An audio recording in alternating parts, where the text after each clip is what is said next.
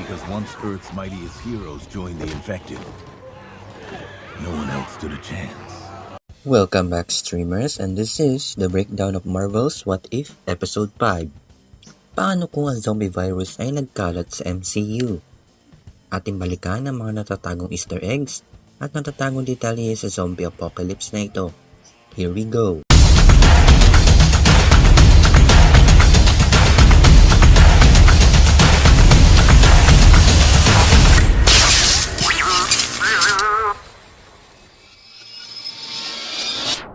Before we begin, you can comment down below to join in my custom shoutout.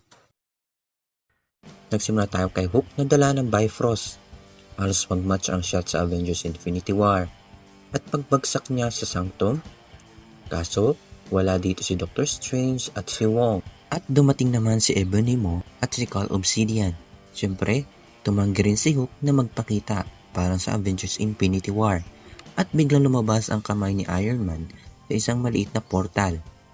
At nalaman na natin na zombie na pala si Wong, si Doctor Strange at si Tony Stark. Pansin natin na kahit na zombie na sila, kaya pa nilang gamitin ang kanilang kapangyarihan. Maaaring binase nila ito sa Marvel Comics kung saan ang isang virus na tinatawag na The Hunger, kahit na zombie na yung tao, kaya pa rin nilang gamitin ang kanilang kakayahan. At napakaraming Marvel characters ang na-infected ng virus na ito. Iniligtas naman ng Kappa si Bruce, dumating naman ang ilang wasp, at ganun rin si Hope, at kinuha siya ni Spider-Man. Pansinin natin dito ang The Watcher. Mas malapit na siya, di ba? Papalapit siya ng papalapit. Pinalawanag niya na 2 linggo na nakakaraan, pumunta si Hank Pym sa Quantum Realm para iligtas si Janet Van Dyne, at doon nagsimula ang problema, kung saan kinain ng quantum virus ang utak ni Janet. Hindi tulad na nangyari sa pelikula at lumabas sila ng quantum realm at doon nagsimula ang pagkalat ng virus. Nakita natin ang Avengers kasama ang Black Panther pero hindi sila nagtagumpay. Balik naman tayo kay Peter Parker kasama ang ilan sa mga nakaligtas gaya ni Happy Hogan. Kasama rin niya si Kurt ng Ant-Man, Bucky Barnes at si Sharon Carter. At ang huli ay si Okoye. At pumunta sila sa Grand Central Station. At sila ay naghiwa-hiwalay. Gamit naman ni Happy ang hand repulsor ni Iron Man hanggang sa dumating si Hawkeye zombie. At inatake naman si Barnes ng infected na Falcon at minatay naman agad ito ni Okoye. Samantala, napatay ng zombie cap si Sharon at hinarap ito ni Bucky. Iniligtas ni Hope sila mula sa mga zombie at nagpaiwan dahil siya ay infected na. At dito nila nakita si Vision at tinanong kung paano niya naitataboy ang mga zombie at ito ay dahil sa Mind Stone. Ibig sabihin, ang mga infected ng virus ay nagkaroon ng damage sa utak.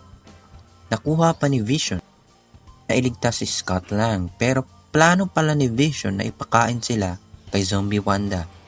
At dito natin nakita si Wanda. Nahuli si Okoye at tinulungan sila muli ni Vision na makaalis gamit ang isang quadjet. At napilitang isakripisyo ni Vision ang sarili dahil ang Mind Stone lang ang paraan. Hanggang sa nagpaiwan si Hook upang harapin ang mga zombie, ganun rin si Wanda. Tandaan, hindi po natatablan ng virus si Hook. At dumating na sila sa Wakanda at sa loob nun, napakarami ng zombie at higit sa lahat, zombie na rin si Thanos. Hawak ang 5 Infinity Stones. Tandaan, ito po ay different universe or different timeline. Wag po tayong malilito. Anyway, streamers, yan ang lahat ng aking nakita at nahinuha sa episode na ito. Susunod ng Marvel's What If Episode 6. Bear with me, hit that subscribe button, like and share. Kita-kits sa susunod na kabanata.